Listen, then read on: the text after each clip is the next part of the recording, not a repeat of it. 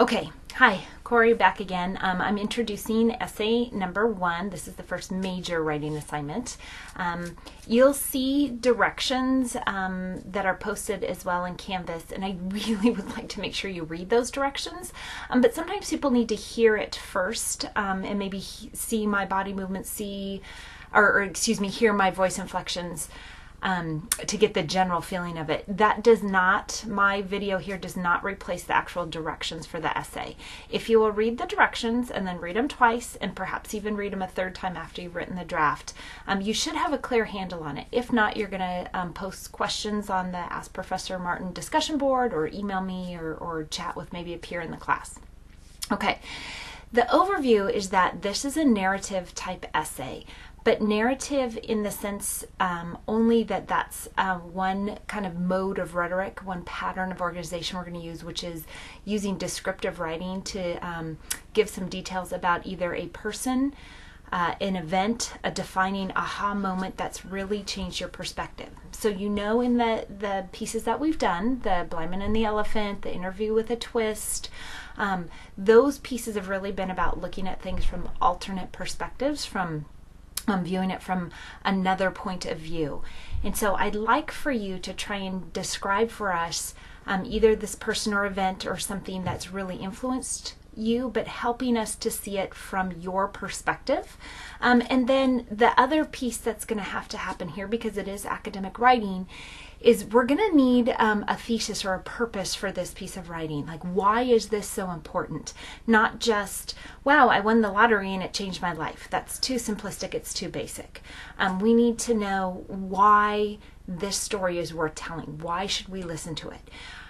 Some of you have had some pretty traumatic events that have happened in your life, things that have really changed who you are, and those would be a great thing to do. Some of those may be pretty intimate or raw, and you're not comfortable talking about them. Some of them are things that maybe are not appropriate to share in an English class setting.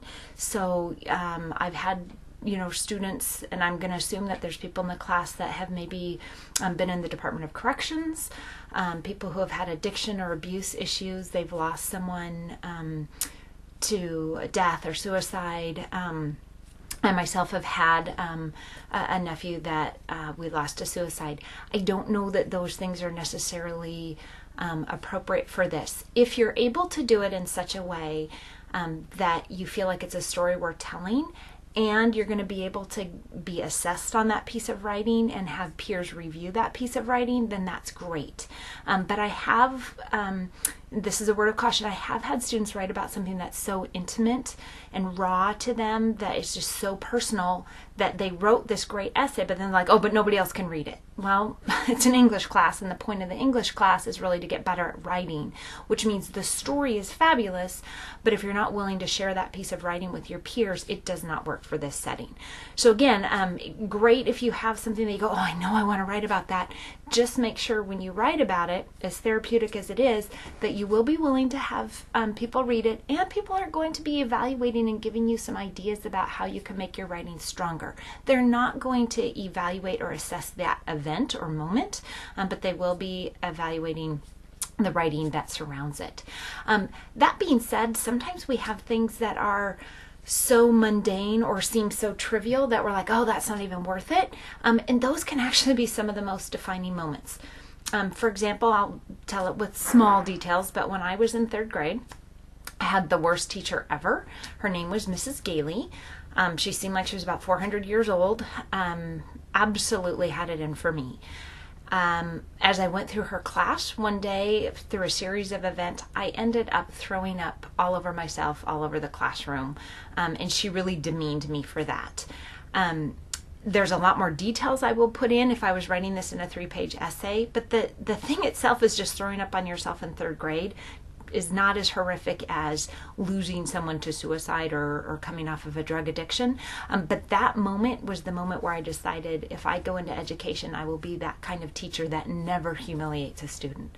So that was a huge defining moment for me, although it seems kind of silly. So really you can pick anything, but what I do want you to caution is how much background you give. You notice I didn't tell you my life leading up to 3rd grade. I really just started focusing on that event.